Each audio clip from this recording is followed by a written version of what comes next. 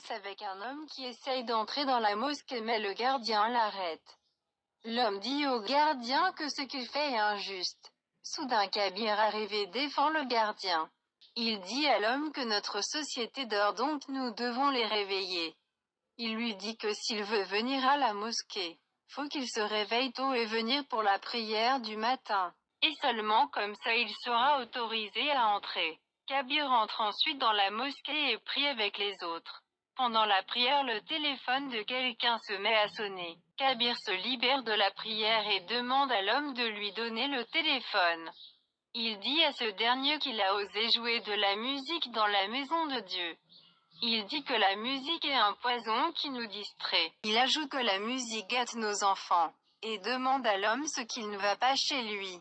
Dans la scène suivante, on voit une femme qui joue de la musique. Son visage est révélé, et c'est l'ancienne Zara qu'on pensait qu'elle était morte mais qu'elle est revenue maintenant sous le nom de Narcisse.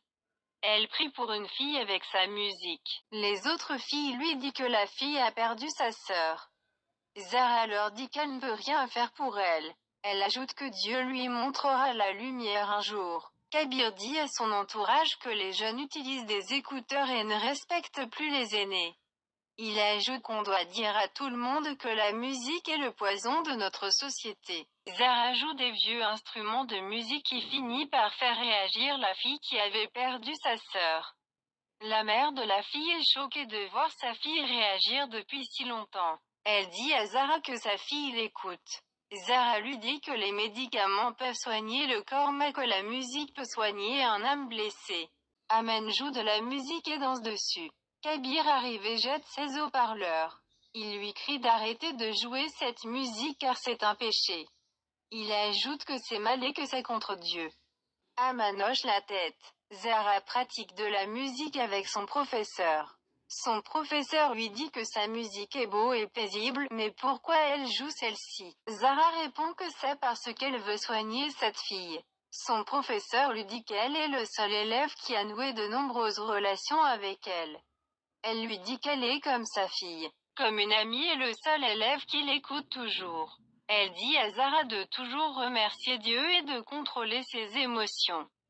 Zara lui dit qu'elle est positive et qu'elle ne pense jamais à rien de négatif. Son professeur lui dit qu'elle devrait aller à Faizabad pour parler aux gens de la guérison par la musique. Elle lui dit qu'il y a un événement dans un hôpital là-bas, et que c'est près de Lunaoum qui est la ville de Kabir. Kabir reçoit une invitation de l'hôpital à propos de l'événement. Il regarde l'invitation et dit que c'est bon marché et insultant pour lui. Puis il la déchire. Il reçoit ensuite un appel personnel de l'hôpital qui lui dit qu'il doit venir car le grand prêtre de la ville l'a invité. Kabir promet alors de venir. Kabir est dans son bureau. Il vérifie des papiers. Il en prend un et le donne à son assistant pour qu'il le lit. Le papier était une lettre qui disait « Kabir, les gens pensent que vous êtes intelligent mais je pense que vous êtes un idiot et un émotif. Je sais que vous aimez vos enfants adoptifs. Si vous essayez de me trouver, je ne les épargnerai pas. Et je les torturerai. » Kabir déchire ensuite la lettre et demande à son assistant de la jeter. La lettre venait de l'ancienne Zara. Kabir pense qu'à cause d'elle il a cessé de faire confiance aux femmes. Il essaie de se calmer et de dire qu'il y a aussi des femmes bien. Il dit comme ça Zara. Il dit que si elle était là, elle se battrait beaucoup pour lui. Il ajoute qu'il connaît bien sa Zara. Kabir vient ensuite dans sa chambre. Il dit depuis que sa Zara a quitté ce monde, cela le vide de l'intérieur. Il dit que ça serait bien si sa Zara pouvait le serrer dans ses bras et s'il pouvait pleurer sur son épaule. Il dit qu'il est tout seul maintenant. Il se remémore de ses moments avec Zara. Il dit qu'il suffirait que sa Zara lui fait savoir qu'il n'est pas seul au moins une fois. Zara arrive à l'événement organisé par l'hôpital, dans lequel Kabir est aussi invité. Elle monte sur scène et commence son discours. Elle se met à dire que personne n'est seul dans ce monde. Kabir arrivé entre dans l'hôpital. Il entend la voix de Zara qui dit que le monde tourne autour de nous, et qu'il suffit de le sentir. Kabir est choqué d'entendre la voix de Zara. Il commence à se rendre à l'auditorium. Il est choqué de voir Zara sur scène. et se demande si c'est vraiment sa Zara.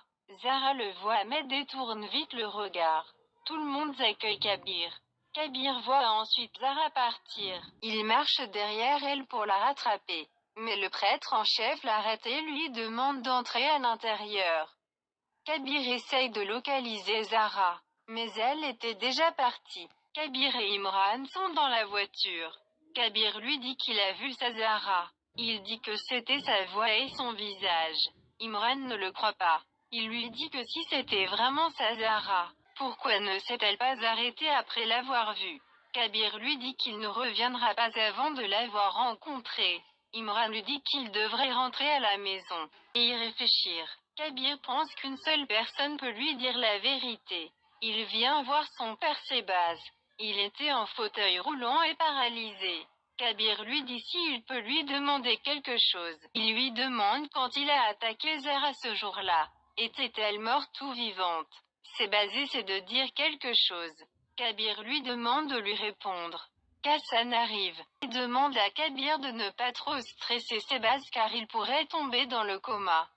Kabir soupire et s'éloigne. Il se dit qu'il va découvrir si sa Zara est morte ou vivante. Il décide de demander à Rukhsar.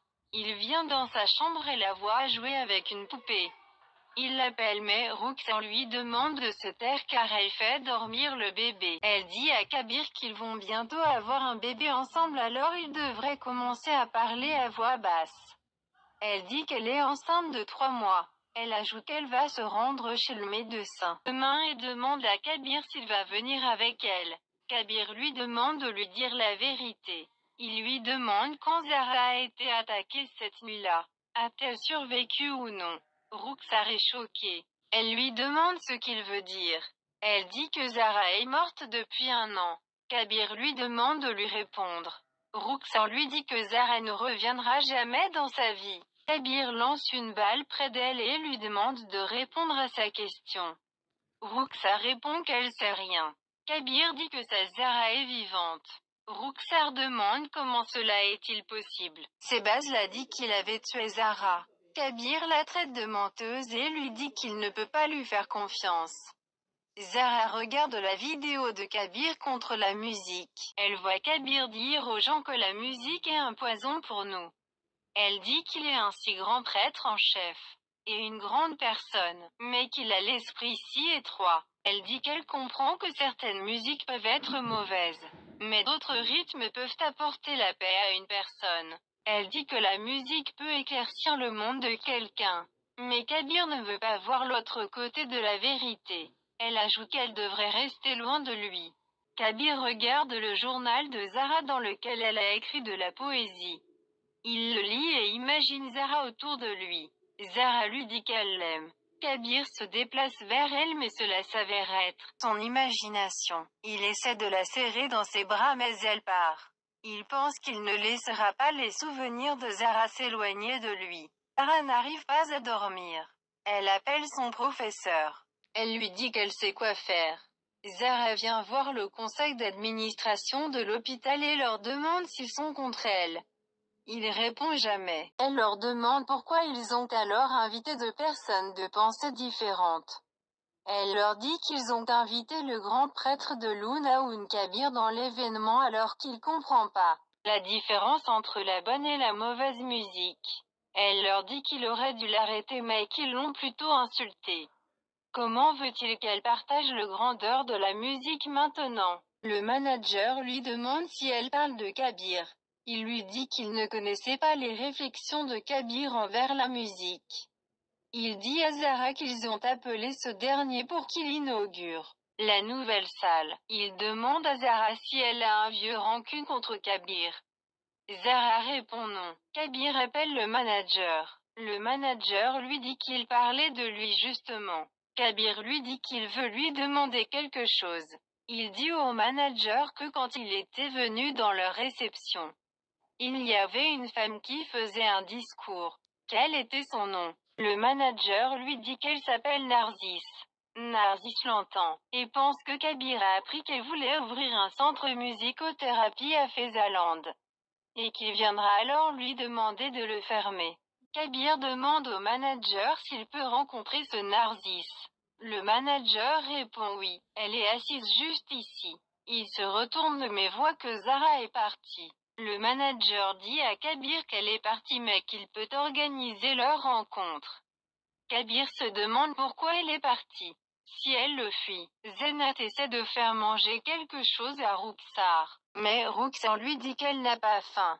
Elle dit à Zenat qu'elle a peur. Zinat lui demande ce qui s'est passé. Rukhsar lui dit que Kabir a trouvé une fille qui ressemblait à Zara mais qu'elle est sûre que ce n'est pas elle. Car Zara est morte. Elle dit que cette fille ressemble peut-être à Zara mais que ce n'est pas Zara. Elle se dit que si cette fille venait dans la vie de Kabir alors ce dernier la chassera de sa vie. Elle dit qu'elle doit trouver cette fille. Puis elle se met à sourire méchamment. Zara quitte l'hôpital. Elle voit Kabir arriver et se couvre le visage. Kabir essaie de voir qui elle est, mais elle met son téléphone près d'elle pour qu'il ne la reconnaisse pas.